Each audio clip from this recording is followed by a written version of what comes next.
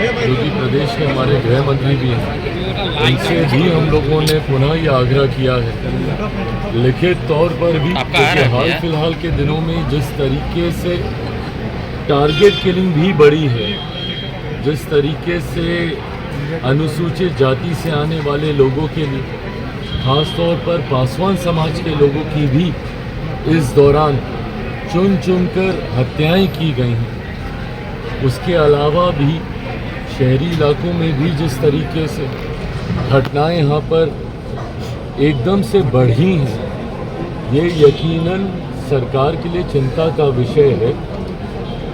मुख्यमंत्री जी से भी ये आग्रह हम लोगों ने पुनः किया है कि इस बात को नियंत्रित करने की ज़रूरत है।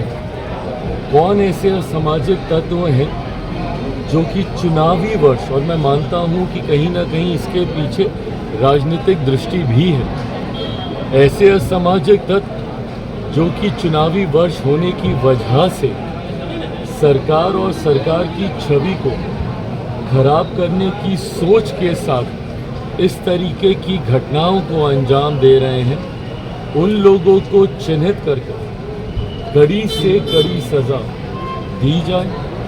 हम लोगों ने भी स्थानीय प्रशासन अलग अलग ज़िलों में जहाँ जहाँ पर भी इस तरीके की घटनाएं हो रही हैं, वहाँ पर एसपी हो, स्थानीय प्रशासन के लोग हों, उनसे बात करके तुरंत ऐसे लोगों को चिन्हित कर कड़ी कार्रवाई करने की हम लोगों ने भी बात किया है। उम्मीद करते हैं मुख्यमंत्री भी इस बात को लेकर गंभीर हैं, चिंतित हैं जिस तरीके से ये घटनाएं बढ़ी हैं। उम्मीद हम लोग ज़रूर करते हैं कि भविष्य में कम से कम ये घटनाएं नियंत्रित हों। नॉन सीरियस चीफ मिनिस्टर का पोस्टर लग रहा है, तो आपकी पार्टी का नेता कहना है, आरजेडी भी लगातार ले रही है, कार्रवाई भी हुई है, तो राजनीतिक मतलब क्या है इसका? भाई जिसका भी नाम सामने आ रहा है और किसी ने भी, भले वो हमारी पार्टी का कोई सदस्य हो, गठबंधन का कोई हो या कोई भी व्यक्ति असामाजिक सोच रखने वाले जो ऐसी घटनाओं को अंजाम दे रहा है, उसको कड़ी से कड़ी सज़ा मिलनी चाहिए। किसी का भी संरक्षण किसी अपराधी के प्रति नहीं होगा। हम लोगों के पार्टी का प्रतिनिधि मंडल भी गया था जिस घटना का आप जिक्र कर कमल पासवान, वहाँ पर हमारी पार्टी के सांसद जमुई से अरुण भारती जी जो कि प्रदेश के प्रभारी भी हैं, वो भी गए थे। मुख्यमंत्री जी के संज्ञान में इस पूरे विषय को भी दिया गया है। मेरी खुद मुख्यमंत्री जी से बात हुई है।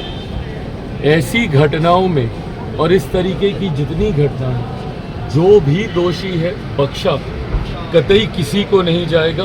कड़ी से कड़ी सज़ा सबको होगी, बट हाँ भविष्य में ऐसी घटना ना हो इसको लेकर भी हम सब लोग चिंतित हैं, उसको लेकर भी हम लोग प्रयास कर रहे हैं। राष्ट्रगान के अपमान को लेकर नॉन बताया सीरियस जा रहा है, कहा जा रहा है कि मुख्यमंत्री अब सीरियस नहीं है, राष्ट्रगान पे हरकतें करते हैं और देशद्रोह का उन पे केस होना चाहिए। नॉन सीरियस मुख्यमंत्री, अपराधी घटनाएं हो रहे हैं और कुछ बोलते नहीं है। बिहार दिवस में 4 मिनट में चले जा रहे हैं। मुख्यमंत्री को इस तरीके से व्यक्तिगत तौर पर उनके ऊपर आरोप लगाना, उनके बारे में बोलना, मैं नहीं मानता कि राजनीतिक दृष्टि में ये सही है। जब आप राजनीति में होते हैं, एक राजनीतिक दल हैं या राजनीतिक दल के आप प्रतिनिधि हैं, ऐसे में सरकार को नीतियों पे घेरिए ना।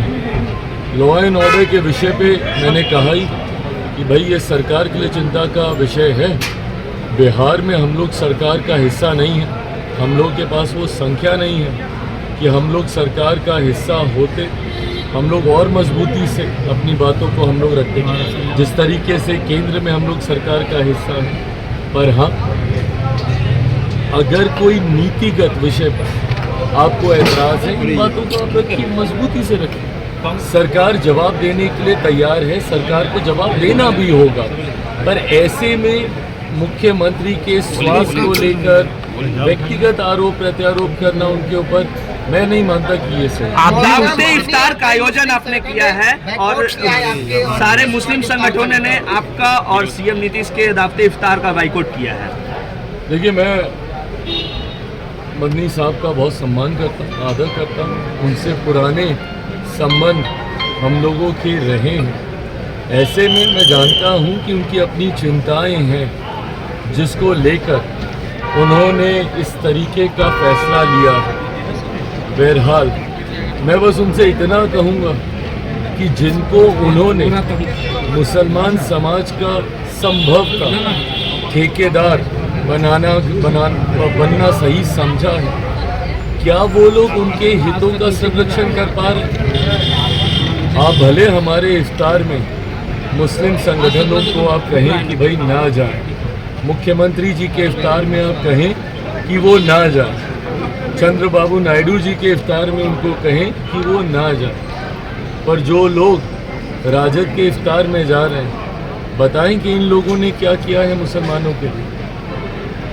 इन लोगों से भी तो सवाल जवाब किए जाने चाहिए ना, जो अपने आप को सो कॉल्ड मुसलमानों का ठेकेदार समझते हैं, उनके हितों के संरक्षण करने वाला समझते हैं।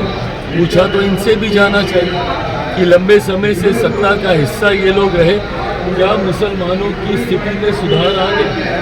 लंबे समय से राजद जैसी पार्टियां, सपा जैसी पार्टियां जो अपने अपने राज्यों में सत्ता में रही, क्या किया इन लोगों ने मुसलमानों के लिए? अगर मैं अपनी बात करूं, मेरे नेता, मेरे पिता आदरणीय रामविलास पासवान जी ने तो अपनी पार्टी तक को समाप्त कर दिया था, मुसलमान को मुख्यमंत्री बनाने की सोच को सामने रखने को लेकर। क्या किया था उस वक्त राजद जैसी पार्टियों ने? बहरहाल मैं मदनी साहब का आदर करता हूं और उन्होंने ये कहा है मेरे सराखों पर उनको भी कम से कम इन बातों को देखना चाहिए कि जिन लोगों को आप अपना हितैषी समझते हैं, मौका आने पर वो क्या करते हैं आपके लिए।